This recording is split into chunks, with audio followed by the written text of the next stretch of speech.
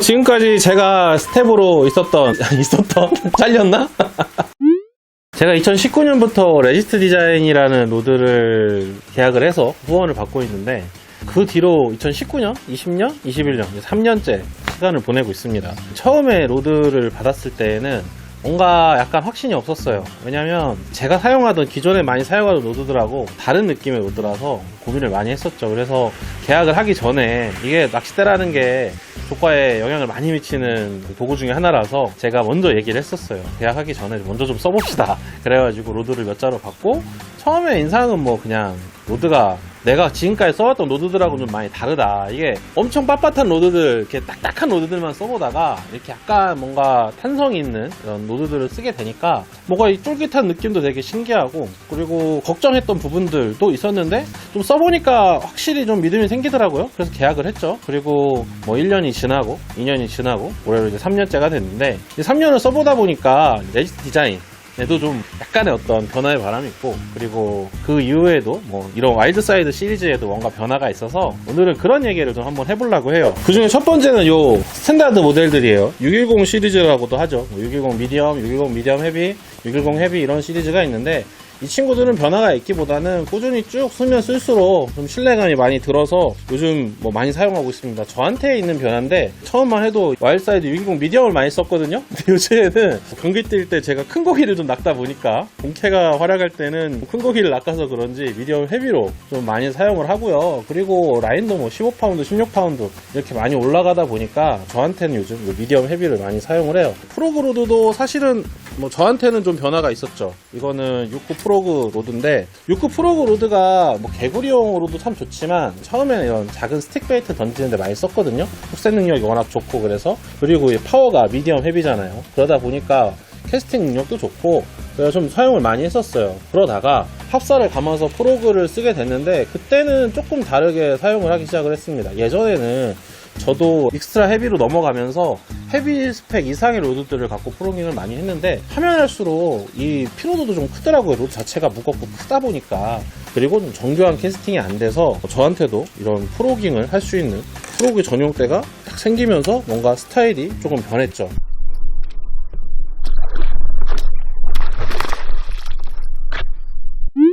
기존에 있던 모델 중에 마지막으로 한 가지만 더 얘기해보자면 스피너베이트 전용대예요. 이게 제가 처음 써본 스피너베이트 전용으로 나온 65M 플러스라는 모델인데, 이건 단종이 됐습니다. 단종이 돼서 올해는 이제 68 MH 플러스 좀 이따 보여드릴 건데 그걸 쓰고 있어요. 근데 요게 이제 장점이 있고, 정말 스피너베이트 쓸 때 만족감이 정말 좋았거든요. 엄청 똘똘하고. 근데 딱 하나 부족한 게 뭐였냐면 로드 파워였어요. 이게 제가 보팅을 하니까, 보팅은 스피너베이트를 쓰기에 8분의 5온스, 4분의 3온스 이런 거를 쓰기에는 로드 파워가 약간 부족했거든요. 그래서 조금 더 힘이 좋은 그런 로드가 있었으면 좋겠다라고 생각을 하고, 레지스트 디자인의 업데이트 소식들 이런 걸 계속 보고 있었죠. 그러다가 이 로드 브랜드 자체가 키타 다이스케라는 선수랑, 그리고 이제 로드 기술자인 다른 한 분의 사장님과 같이 이제 협업을 해서 만든 업체인데, 키타 다이스케라는 선수는 일본에서 엄청 유명한 선수예요. 근데 그 선수가 성적도 좋고 미국에 진출하면서 본인의 이름을 걸고 만든 베스 낚시 전문 로드인 와일드사이드가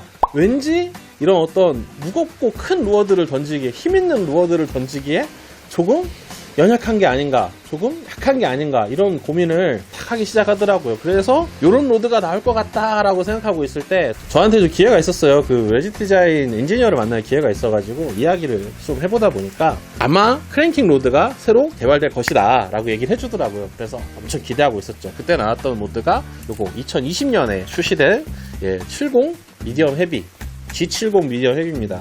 이거는 G가 들어있잖아요. G는 글라스라는 소재, 그러니까 유리섬유를 선택을 한 거예요. 그래서 유리섬유가 선택이 돼 있어서 튼튼한 로드를 만들었죠. 이 친구를 만든 이유는 되게 단순합니다. 크나큰 크랭크들 있잖아요. 요즘 우리나라에서 유행하고 있는 뭐 6XD, 8XD, 뭐 심지어 10XD 정도 되는 무게들까지 범위는 조금 넘어가긴 하지만, 그런 묵직한 루어들을 던지기 위해서 빅크랭크라고 하죠.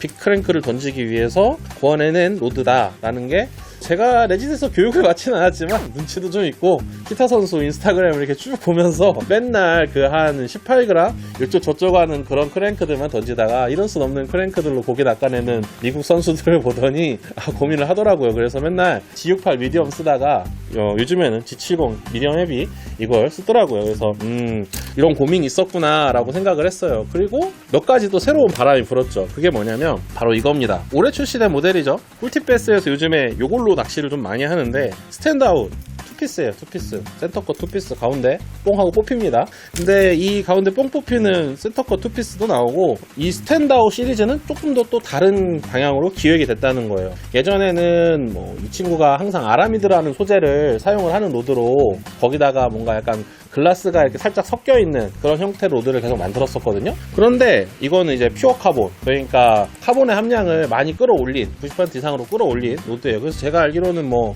이 블랭크를 만드는 소재는 뭐 100% 카본으로 만든다고 하더라고요. 이 로드는 그래서 기존에 있었던 와일드 사이드하고는 다르게 스탠드아웃은 좀 많이 빳빳하게 로드가 나오기 시작을 했어요. 이것도 레지스트 디자인 베스트 브랜드에 들어오는 어떤 새로운 변화라고 생각을 해요. 기존에는 약간 이런 어떤 쫀쫀한 느낌의 로드를 만들었다면 지금은 단단한 느낌의 로드를 만든다? 약간 이런 스탠드아웃이라는 라인업이 추가가 돼서 단단한 로드도 만들고, 그리고 예전에는 뭔가 이렇게 던질 수 있는 루어에 대한 어떤 전용 장비 스펙들을 쫙 깔았다면 지금은 어떤 시장의 요구에 의한 뭐 센터컷 투피스에서 이거는 한국에서 요청을 해갖고 나온 로드거든요. 원피스도 스탠드아웃 같은 경우는 전 모델 버트 컷으로 나옵니다. 버트가 이 밑에 부분이 이렇게 슝하고 빠져요. 요거는 와일드 사이드지만 밑에가 이렇게 슝하고 빠지거든요. 이렇게 이런 식으로 스탠드아웃은 원피스가 전부 다 버트컷으로 나온다. 그래서 뭔가 시장의 요구도 조금 들어주는 어떤 그런 기조가 생겼다고 해야 되나? 세 번째는 요거는 이제 올해 나온 와일드 사이드 신제품입니다.